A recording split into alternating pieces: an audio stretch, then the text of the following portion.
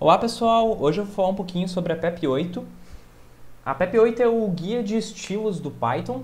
Ele basicamente diz como que você deve escrever um código de forma que ele fique mais legível para que outras pessoas consigam entender o que esse código faça e que se torne mais fácil de manter esse código.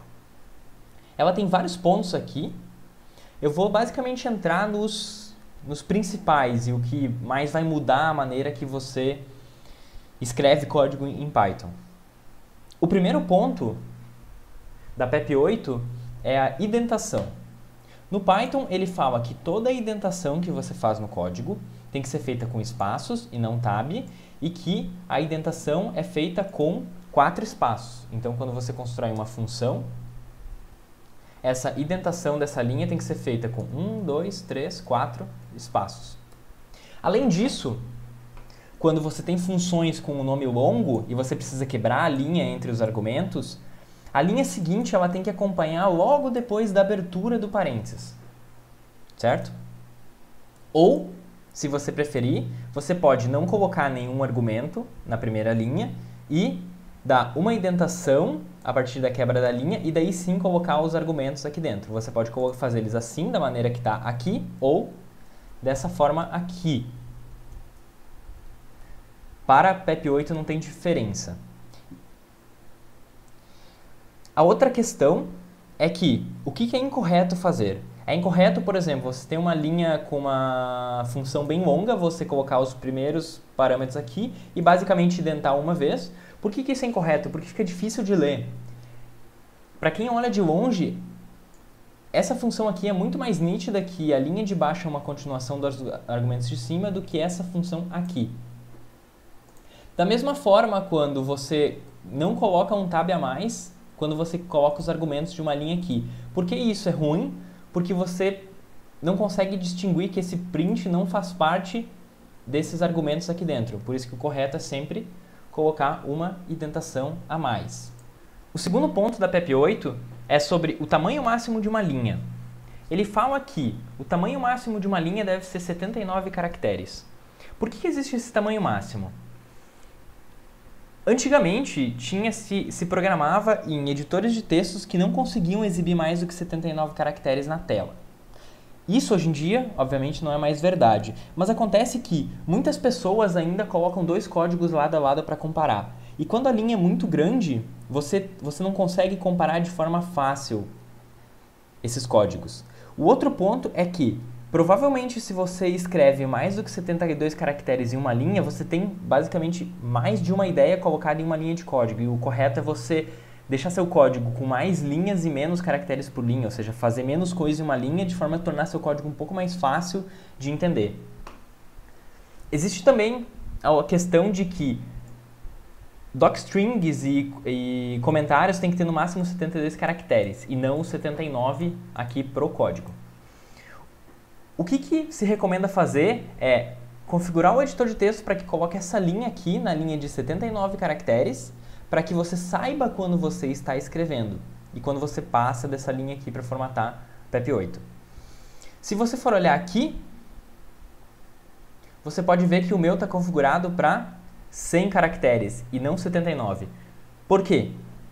Porque na PEP8 ele fala mais embaixo que alguns times podem escolher trabalhar entre 80 e 100 caracteres. Na empresa que eu trabalho, a gente decidiu que a norma que a gente usa é 100 caracteres e por isso que o meu editor de texto está configurado para 100 caracteres.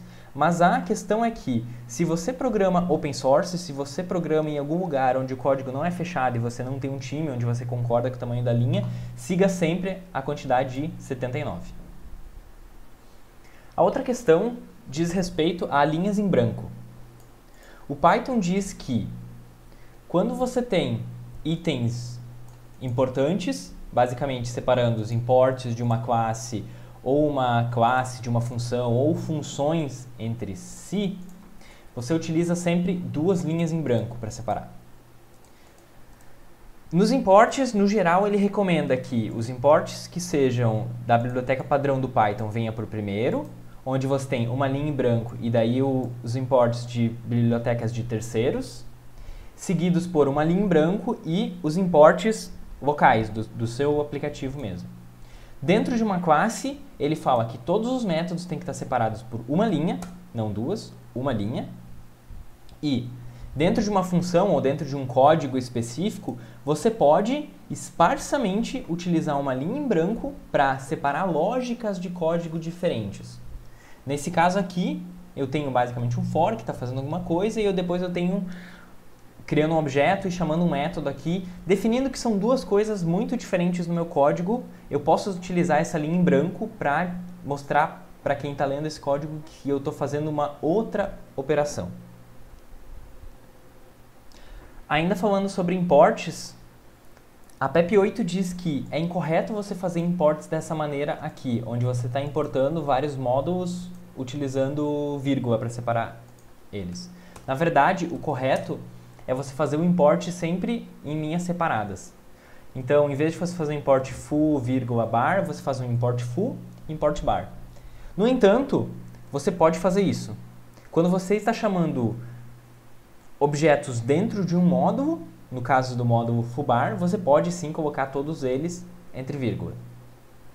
Agora falando um pouco sobre o espaço que você coloca nas expressões. O Python ele é muito chato com a questão de espaços, então aqui tem alguns exemplos da PEP 8 que eu vou mostrar para vocês. O que é correto fazer? Fazer a expressão aqui de cima, onde você não tem espaço entre o parênteses e o nome do dicionário e nem entre os números aqui dentro. Isso torna mais conciso de ler e mais fácil de entender. O único espaço que você coloca aqui é depois da vírgula, para separar os objetos dentro dessa função aqui. Da mesma forma, quando você cria um tuple, você não coloca um espaço no final, você deixa sempre sem esse espaço, da forma que está especificado aqui. Quando a gente fala de vírgulas, novamente, o espaço vem sempre depois da vírgula, nunca antes, como no caso desse if aqui.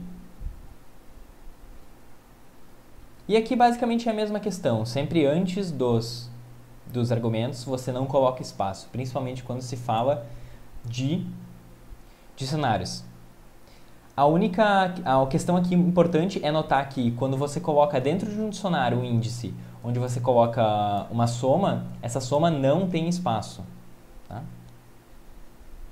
Quando você chama funções, também não existe espaço entre eles.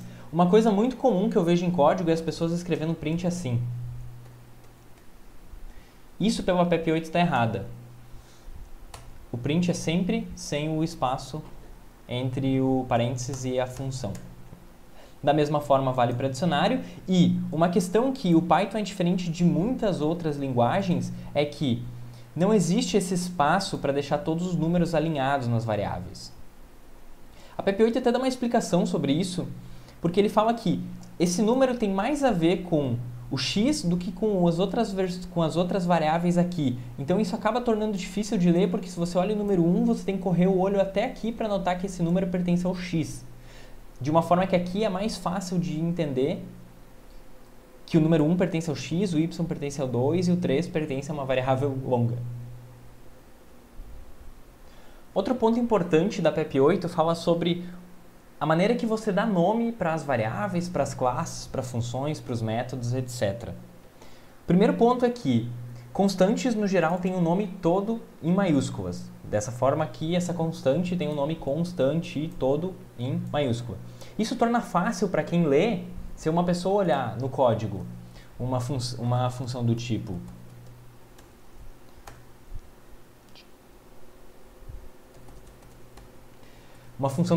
print gorila, ela sabe que esse gorila aqui é uma constante, certo? A outra questão é que classes sempre têm um nome com letra maiúscula. Então aqui eu tenho a classe foo, mas da mesma forma eu poderia ter uma classe foobar ou uma classe minha classe. Eu sempre começo com o nome maiúsculo e eu não uso underline em classes. Eu basicamente eu escrevo a próxima palavra também com letra maiúscula. No caso de métodos, tudo minúsculo, utilizando o underline como separador, da mesma forma que variáveis. Métodos e funções utilizam o mesmo estilo de nomenclatura de variáveis, onde tudo é minúsculo e se eu precisar fazer uma variável composta, como palavras compostas, eu utilizo underline para separar o nome delas. Uma coisa que a PEP 8 fala é evitar, basicamente, abreviações, etc. Não fazer, por exemplo, uma variável getCwd, e sim uma variável do tipo getCurrentDirectory. A grande questão disso é que no Python se pensa que explícito é melhor que implícito, então o nome da variável ela tem que ser o mais explícito possível. Principalmente evitar variáveis do tipo a igual a 10, x igual a 30, ou o que é muito comum de ser feito, for x in range. Isso é muito comum de ser feito. O ideal é você colocar o que é esse x aqui. Pixel x, se é visitante, sempre deixar o mais explícito possível. A outra coisa que a PEP8 fala é evitar variáveis com acento. É muito comum ver em código, principalmente de programadores brasileiros, variáveis com acento. A partir do Python 3 isso funciona perfeitamente, mas a PEP recomenda evitar esse tipo de nome de variável. Então, assim. A outra questão sobre nomes fala que quando você tem um método, o primeiro argumento é sempre self. Tá? A grande questão é que, no geral, a gente já é acostumado a utilizar o self como primeiro argumento, mas se eu posso usar qualquer coisa aqui, escrever pato aqui, ele vai funcionar. Só que, por convenção, todo mundo utiliza o self, a não ser que isso seja um método da classe, que são métodos que você pode, por exemplo, chamar assim, sem instanciar um objeto da classe. Nesse caso, você não utiliza o self e você usa CLS, basicamente um class ali. Bom, pessoal, é isso pela PEP8. Eu passei bem por cima aqui alguns conceitos para melhorar o código. Espero que tenha ajudado. Qualquer dúvida que vocês tiverem, é mais fácil vocês lerem a documentação do Python e entender. Mesmo que você não fale inglês, ele dá vários exemplos, é bem fácil de entender o que é correto, o que é incorreto de se fazer na hora de formatar o código. Além disso, existem programas que validam o seu código e dizem se todo ele está formatado dentro da PEP8 e se não tiver, qual linha que não está e por que não está. Então, eu recomendo muito utilizar esse tipo de programa. Se gostaram do vídeo, dá um like aqui embaixo e se inscreve no canal para não perder nenhum vídeo aí.